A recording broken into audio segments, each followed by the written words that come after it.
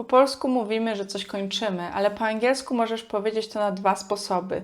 I jeśli użyjesz złego czasownika, to możesz wprowadzić duży mętlik w głowie Twojego rozmówcy. Dlatego dzisiaj wytłumaczę Ci różnicę pomiędzy end i finish i jak używać tych dwóch czasowników w kontekście IT, żeby wszystko było jasne. Zapraszam do oglądania. Jakiś czas temu byłam na meetupie i tam ludzie rozmawiali po angielsku. Jeden Polak opowiadał o swoim projekcie. Rozmówca spytał, to co planujecie jeszcze dodać do tego projektu? Odpowiedź była, we ended that project. I rozmówca spytał, ale dlaczego? Dlaczego zakończyliście ten projekt? Why did you end it? No i człowiek odpowiedział, bo po prostu zrobiliśmy już wszystko, wypuściliśmy tę aplikację i tyle, nie ma już nic do robienia. I wtedy było takie, rozumiem, finish the project. Jeśli powiesz I ended the project, to sugeruje, że nie dowiozłeś tego projektu. I już Ci tłumaczę, co dokładnie te dwa czasowniki znaczą.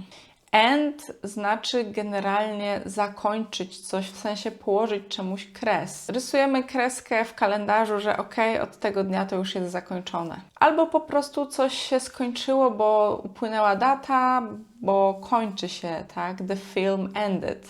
Film się zakończył. Albo the project ended. Bo on był zaplanowany do jakiegoś deadline'u, już się skończył. Można też powiedzieć the project was ended due to budget cuts. Projekt został zakończony, przerwany z powodu cięć budżetowych. Można też powiedzieć I ended a relationship. Zakończyłem związek czy jakąś relację. Coś się domknęło, minął termin, albo ja po prostu zdecydowałam to zakończyć i przerwać. Natomiast finish generalnie najczęściej oznacza dokończyć coś, co robimy. Dokończyć jakąś akcję. Czyli na przykład I finished watching that film, I finished reading a book.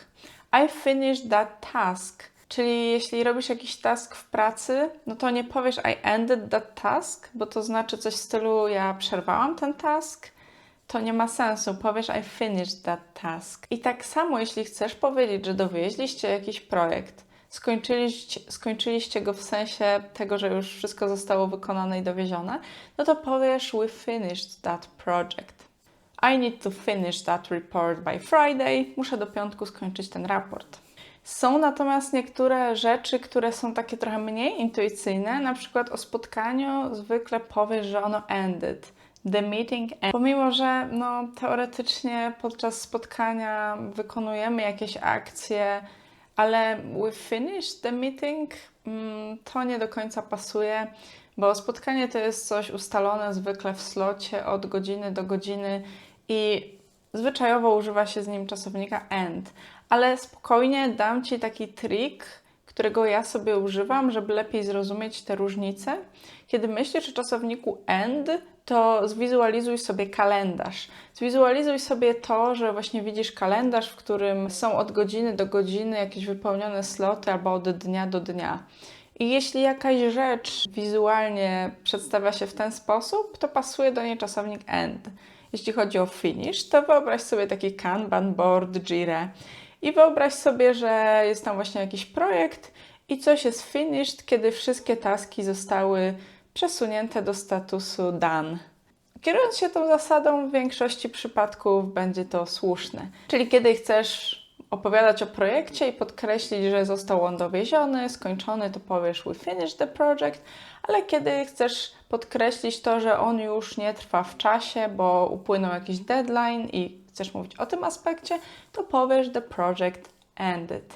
Daj znać w komentarzu, czy różnica między tymi dwoma czasownikami jest już teraz dla Ciebie jasna. Jeśli podobają Ci się te treści i chcesz więcej, to daj kciuk w górę i zasubskrybuj.